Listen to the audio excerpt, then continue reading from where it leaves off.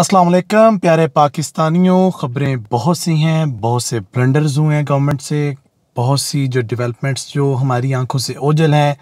जैसा कि महकमा मौसमियात ने मई और अप्रैल में गवर्नमेंट ऑफ पाकिस्तान जो शहबाज शरीफ साहब की गवर्नमेंट थी उसको अपडेट किया था फ्लड्स के रिलेटेड। इसके साथ साथ जो शहबाज शरीफ की नवाज शरीफ से मीटिंग हुई उस पर बात करेंगे।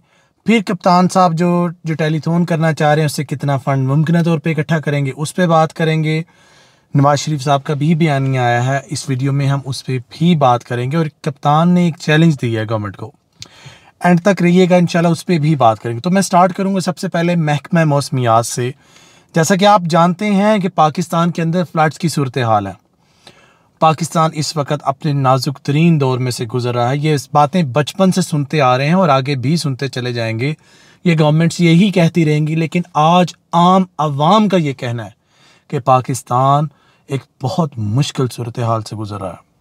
अगर मैं बात करूं बालाकोट में जो ज़ल्ज़ला आया था उसकी, 2010 के फ्लड्स की, या आजकल के फ्लड्स के हालात की, तो ये तीनों ही डिज़ास्टर्स पाकिस्तान के अंदर एक बहुत बड़ी तब्दीली लेके आए थे। इन तीनों डिज़ास्टर्स ने पाकिस्तान को बहैसियत एक कौम एक दफ़ा फिर इकट्ठा किया।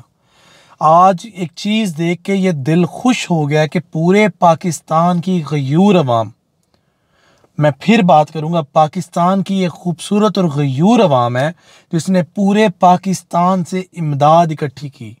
लोगों ने अपने घरों से सामान निकाला। मैं माशाल्लाह इस कौम को नज़र न लगे, ये कौम बड़ी कीमती कौम है। अगर इस कौम को अपनी कीमत पता लग जाए, अगर ये कौम अपनी वैल्यू समझ जाए, तो ये कौम दुनिया की सबसे अच्छी कौमों में से है। कुछ लोगों ने इसका फ़ायदा भी उठाया, कुछ लोगों ने अपने ज़मीरों का सौदा भी किया, लेकिन हर जगह पे अच्छी चीज़ें मौजूद नहीं होती, पाँचों उंगलियां बराबर नहीं होती। लेकिन इज्तिमाई तौर पर यह कौम मुश्किल वक़्त आने पर ऐसी इकट्ठी होती है जैसे शीशा पिलाई हुई दीवार।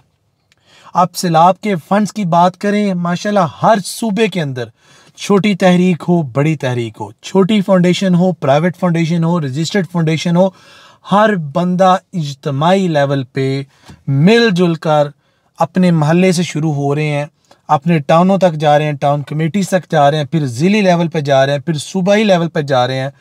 अवाम में एक जज्बा जाग उठा और माशाल्लाह अल्लाह नज़र ना लगे इस कौम को। अल्लाह करे ये कौम ऐसे ही हक बात पे यकजा भी हो जाए, ये कौम ऐसे ही इकट्ठी हो जाए। खैर इस बात पे तो मैं जितनी मर्जी बहस कर लूँ, जितनी मैं मर्जी बात कर लूँ, जितना मैं मर्जी डिस्कस कर लूँ, ये हैसियत इस कौम की वैल्यू कम नहीं होगी। लेकिन कुछ लोग, मुनाफाखोर लोग, घटिया और गंदे लोग, जिनकी तरबियत में ही फ़र्क है, उनका कुछ कहा नहीं जा सकता और उन पर गिला भी नहीं बनता। अब मैं बात करूंगा आगे इमरान खान साहब की जो टेलीथोनिक कन्वर्सेशन है उस पर भी बात करूंगा। सैलाब के जो फंड्स हैं, बड़ी तशवीशनाक खबर है। फंड्स की जमा करने में तो कोई कमी नहीं, उसकी तरसील के मामले में बहुत से क्वेश्चंस हैं। बहुत से लोग उसकी तरसील पे क्वेश्चन कर रहे हैं कि यार ये डिस्ट्रीब्यूट प्रॉपर्ली हो रहा है, नहीं हो रहा, व्हाट्सएवर। तो हमें यकीन है कि गवर्नमेंट्स तो एज़ यूजुअल फेल ही करेंगी, लेकिन there is no question for government, there is a question for us कि हम लोग गवर्नमेंट्स को कैसे पकड़ेंगे। हम सब के पास एक जदीद हथियार मोबाइल फ़ोन की सूरत में। अगर आप ऐसी करप्शन कहीं पे भी देखें जहाँ पे सैलाब ज़दगान के फंड्स के साथ ज़्यादती की जा रही है, उसको चोरी किया जा रहा है, उसको स्मगल किया जा रहा है, उसको बेचा जा रहा है, तो रिकॉर्ड करें और अपलोड करें ये, और इन घटिया अनासर का किला कुमा करें। इसके साथ साथ इस टॉपिक से मैं आगे बढ़ूँगा।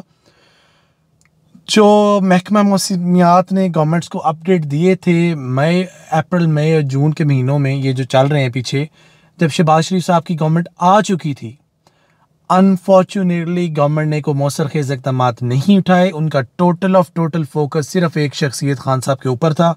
उनके नज़दीक खान साहब को निकालना ही सबसे बड़ा मसला था। उनके नज़दीक डॉलर मसला नहीं था, उनके नज़दीक 42% महंगाई मसला नहीं था, गवर्नमेंट के नज़दीक जो फ्लड्स वार्निंग्स थी वो मसला नहीं था। असल में बारिशें तो पूरी दुनिया में होती हैं, this is a different thing कि उनको वाटर मैनेजमेंट में ही हम फेल हैं।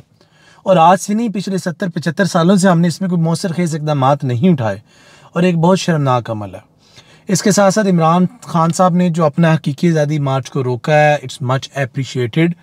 और जो उन्होंने कोविड फंड्स इकट्ठे करने शुरू किए हैं, और एक बड़ी मज़े की बात मैं आपको बताता चलूँ कि जो साबका प्राइम मिनिस्टर ऑफ पाकिस्तान है, आई एम श्योर जो टेलीथॉन वो करने जा रहे हैं, जो ओवरसीज़ पाकिस्तानियों से वो इंगेज करने जा रहे हैं, उनकी फंड्स डोनेशंस जो कोविड में उन्होंने की थी वो 550 मिलियन रुपीस थी।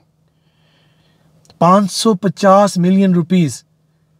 और अभी जो वज़ीर आज़म हमारे मौजूद हैं, आई एम श्योर अगर ये टेलीथॉनिक कर भी लें और पीडीएम की तमाम जमातें अपने फॉलोअर से इंगेज करें, ओवरसीज से इंगेज करें, तो ये इसका आधा भी नहीं ला सकेंगे। और इमरान खान साहब जो दोबारा टेलीथॉनिक करने जा रहे हैं, ये एक बहुत बड़ा एलामिया है, ये बहुत बड़ा एक थप्पड़ है, तमाचा है उन लोगों के ऊपर जिन लोगों ने इमरान खान साहब को गवर्नमेंट से बाहर निकाला। और जो लोग ये कह रहे हैं कि इमरान खान साहब जब अवाम में निकलेंगे तो लोग अंडे और टमाटरों से उनका इस्तकबाल करेंगे, ये एक तमाचा है उन लोगों के मुंह के ऊपर जो इमरान खान साहब की फैन फॉलोइंग और पॉपुलैरिटी को कम नहीं कर पाए और सिर्फ बातों के अंदर उन्होंने की है। और इंशाल्लाह इस मुल्क का भला होना चाहिए, इस मुल्क का फ़ायदा होना चाहिए, इस मुल्क के लिए जो बेहतर है इंशाल्लाह वो होना चाहिए। और अल्लाह करे मैं बहैसियत ओवरसीज़ पाकिस्तानी अपनी प्राइवेट फाउंडेशन से जितनी चैरिटी कर सकता हूँ मैं कर रहा हूँ। हमारे जितने दोस्त अहबाब सफ़ेद पोश लोग जो मीडिया में सामने नहीं आना चाहते, जिनका मैं नाम नहीं ले सकता, वो लोग भी दिल खोल कर तावन कर रहे हैं। और हम इज्तिमाई और इनफरादी दोनों हैसियतों में काम कर रहे हैं।